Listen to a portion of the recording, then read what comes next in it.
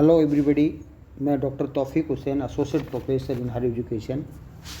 आज हम जो जो दर्शन है उसके विषय में हम चर्चा करेंगे। फिलोसफी क्या है, फिलोसफी की विभिन्न भारतीय दर्शन के विभिन्न जो कौन कौन से संप्रदाय हैं, प्रस्थानत्रय क्या है, इसके विषय में हम चर्चा करेंगे।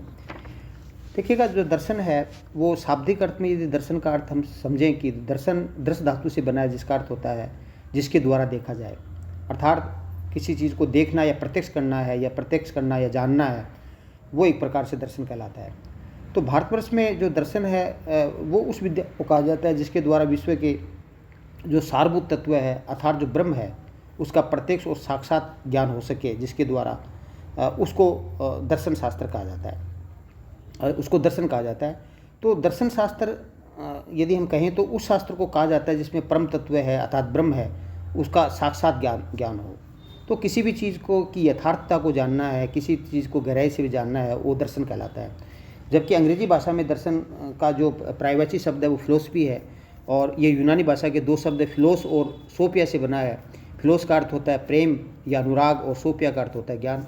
अतः फिलोसफी का जो शाब्दिक अर्थ होता है ज्ञान का प्रेम, अर्थात जो पाश्चात्य जो परंपरा है उसके अंतर्गत है, वो ज्ञान के प्रति उनमें कौतूहल था, और ज्ञान के द्वारा है वो ईश्वर है, ब्रह्म है, आत्मा है, उसको जानना चाहते थे। इसलिए इसको एक तरह से है वो फिलोसफी कहा गया। ये किसी भी विषय को किसी की विषय को गहराई से जानने के लिए है, चाहे आध्यात्मिक हो या भौतिक हो, गहराई से जानने के लिए वो ज्ञान को महत्व देते थे। इसलिए इसको ज्ञान का प्रेम है वो दर्शन कहा गया।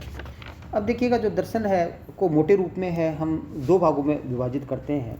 दर्शन के भारतीय दर्शन परंपरा के अनुसार है, एक आस्तिक दर्शन है और एक नास्तिक है।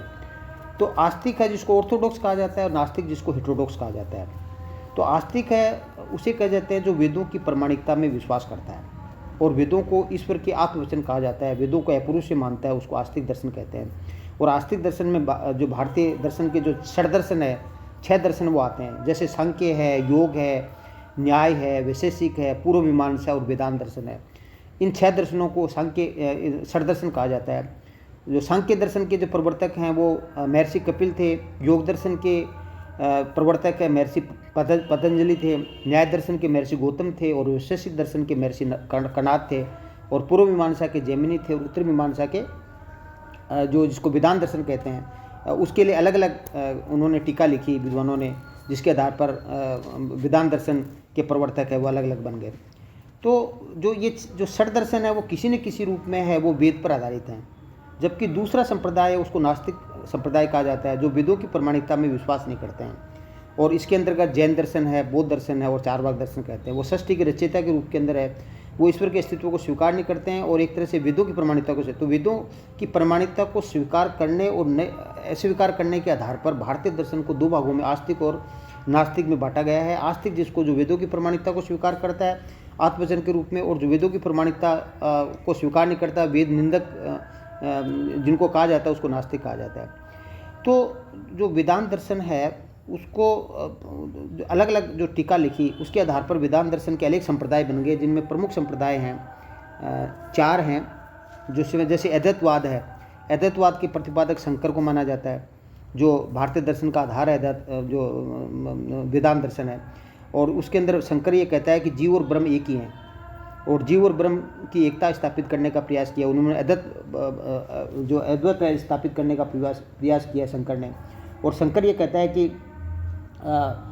जो एक प्रकार से जो ब्रह्म सत्य है और जगत मिथ्या है, ब्रह्म और जीव एक ही है। जबकि रामानुज है वो एक प्रकार से क्या है कि उन्होंने विशिष्टाद्वैत का प्रतिपादन किया। उनके अनुसार ब्रह्म और जीव और जो प्रकृति है उसमें एक प्रकार से विशेष प्रकार का अद्वैत है, विशेष प्रकार के अद्वैत का समर्थन करता है, उसको विशिष्टाद्वैत कहते हैं। और जो माधवाचार्य है उन्होंने जीव और ब्रह्म को 2 अलग अलग सत्ता बताया, उसको द्वैतवाद कहा। और जबकि निमार्क है उन्होंने द्वैतवाद अर्थात जीव और ब्रह्म है वो किसी भी दृष्टि से है, एक दृष्टि से तो 2 हैं और दूसरी दृष्टि से 2 नहीं है, इसलिए निमार्क ने द्वैतवाद का प्रतिपादन किया। इस तरह से क्या है कि जो वेदांत दर्शन है उसके अनेक संप्रदाय बन गए, जिसमें से ये 4 संप्रदाय है, जिसको हम अद्वैतवाद को नॉन डुअलिज्म कहते हैं, विशिष्टाद्वैत को क्वालिफाइड मोनिज्म कहते हैं, द्वैतवाद को डुअलिज्म कहते हैं, और जो द्वैतवाद को डुअलिज्म कम नॉन डुअलिज्म है वो कहते हैं। इसके पश्चात जो वेदांत दर्शन का जो आधार है ये आपको समझना बहुत ज़रूरी है। तो वेदांत दर्शन का जो आधार है वो उसको प्रस्थान जो त्रयी जो आपको को माना जाता है। वेदांत दर्शन का जो आधार है वो प्रस्थान त्रयी है, और जो प्रस्थान त्रयी है उसके अंतर्गत क्या है कि जो 3 ग्रंथ है वो आते हैं, उपनिषद, गीता और ब्रह्मसूत्र है। तो देखिएगा, प्रस्थान त्रयी से हमारा तात्पर्य ये है कि सनातन धर्म के अंदर है, जो वैदिक धर्म था उसको सनातन धर्म कहते हैं। तो सनातन धर्म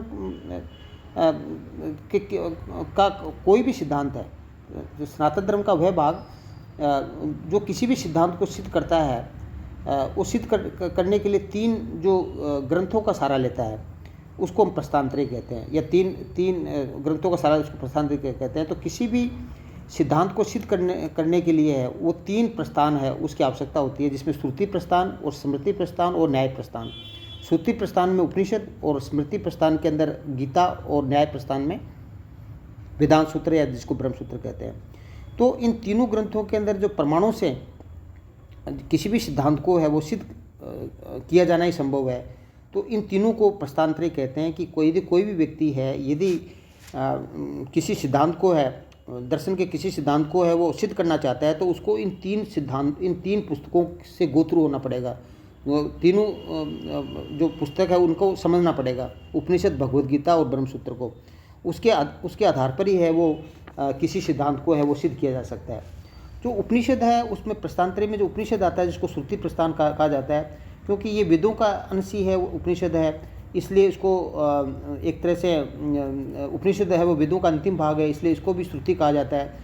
और क्योंकि वेदों के अंदर जो उपनिषदों के अंदर ज्ञान और उपासना प्रधान रूप से विवेचन किया गया है, ब्रह्म और आत्मा है उसका एकात्म में 4 महावाक्यों के द्वारा स्थापित किया गया है, इसलिए इसको उपनिषद है वो प्रमुख माना जाता है। उपनिषद के बाद में जो गीता है, जो हिंदू धर्म का सबसे लोकप्रिय और जो ग्रंथ माना जाता है, और इसमें कथाओं को एक तरह से है वो आसानी से वो याद किया जा सकता है। स्मृति के आधार पर जो कथाएं हैं, 700 श्लोक हैं इसमें, और इसमें भगवान जो श्री कृष्ण है वो स्वयं अर्जुन को है वो उपदेश देते हैं। जब अर्जुन है वो एक तरह से संशय की स्थिति में होता है और वो सोचता है कि वो क्या किया जाए, युद्ध किया जाए या युद्ध नहीं किया जाए, एकदम संशय की स्थिति में है, वो एक तरह से फ्रस्ट्रेट हो जाता है। कृष्ण के समक्ष अर्जुन भगवान श्री कृष्ण के समक्ष है वो रोने की स्थिति में आ जाता है कि वो अपने जो रिश्तेदार हैं, अपने भाई बंधु है, उनके खिलाफ कैसे युद्ध कर सकता है, वो हारना जीतना है वो एक ही बराबर है। तो इस प्रकार भगवान जो श्री कृष्ण है वो किस प्रकार अर्जुन को संदेश देते हैं, गीता के अंदर है 700 श्लोकों के द्वारा। तो उपनिषदों का एक सार है इसमें गीता के अंदर है, और उपनिषदों के अंदर जो बातें कही गई है उसकी पुनरावृत्ति गीता में है, लेकिन उपनिषदों के अंदर इसको एक तरह से है वो एक सरल भाषा के अंदर है, एक तरह से विश्लेषणात्मक ढंग से है, एक प्रभाव कथाओं के माध्यम एक प्रभावशाली ढंग से वो प्रस्तुत किया गया है, जिससे कि आम व्यक्ति है वो उपनिषदों के सार को वो समझ सकता है। तो गीता है वो प्रस्थान त्रयी का दूसरा भाग है। और तीसरा जो प्रस्थान त्रयी का जो महत्वपूर्ण भाग है उसको ब्रह्मसूत्र कहा जाता है। तो ब्रह्मसूत्र है उसकी रचना वेदांत दर्शन का जो आधार है ब्रह्मसूत्र को माना जाता है, और ब्रह्मसूत्र की रचना है वो आचार्य बृहस्पति के समय में है, वो मिस्र के समय में बादरायण जी ने की थी।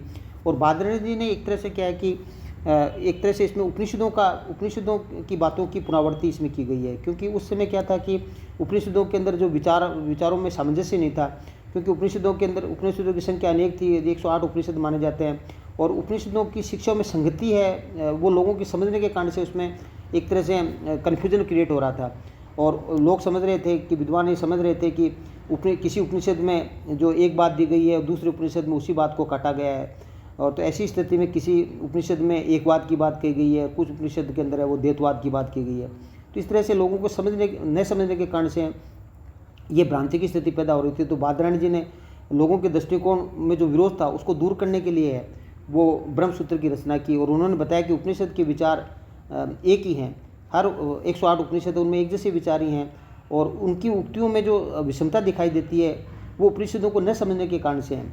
तो ब्रह्मसूत्र को ब्रह्मसूत्र है वो इसलिए कहा जाता है क्योंकि इसमें ब्रह्म सिद्धांत की व्याख्या की गई है। ब्रह्मसूत्र को वेदांत सूत्र भी कहा जाता है क्योंकि वेदांत दर्शन ब्रह्मसूत्र से ही प्रतिफलित हुआ है, क्योंकि वेदांत दर्शन से ही ब्रह्मसूत्र निकला है। और इनमें ब्रह्मसूत्र को हम एक तरह से शारीरिक सूत्र है और शारीरिक मीमांसा है, और उत्तर मीमांसा भी इसको कहते हैं। पूर्व मीमांसा है जो के बाद उत्तर मीमांसा में जो ज्ञान मीमांसा उसकी बात कही गई, वेदांत को उत्तर मीमांसा भी कहते हैं। तो ब्रह्मसूत्र के अंदर जो 4 अध्याय हैं, जो पहले अध्याय है उसमें के अंदर क्या है कि ब्रह्म विषयक विचार हैं। दूसरे अध्याय में जो पहले अध्याय की जो बातें हैं उनको तर्कों के द्वारा उसको पुष्टि करने का प्रयास किया गया है, और जो विरोधी दर्शन है विभिन्न उपनिषदों के अंदर उसका खंडन किया गया है। और तीसरे अध्याय के अंदर साधना से संबंधित है, और चौथा जो अध्याय है वो मुक्ति के फलों से के संबंध के अंदर उसकी चर्चा की गई है। तो इस प्रकार जो ब्रह्मसूत्र है वो एक तरह से शंकर के अनुसार है, वो 555 जो सूत्र हैं, और एक तरह से एक संक्षिप्त हैं, और अनेक इनकी इन सूत्रों की सहायता से है जो एक तरह से उपनिषदों के विषय के अंदर जो भ्रांति कन्फ्यूजन पैदा हो गया था उसको बादरायण जी ने वो दूर करने का प्रयास किया।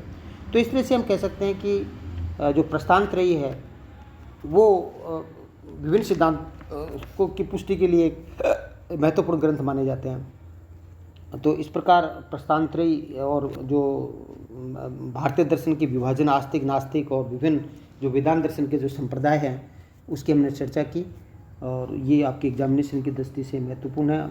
आगे का जो चर्चा है वो अगले व्याख्यान में करेंगे। Thank you. जय हिंद, जय भारत।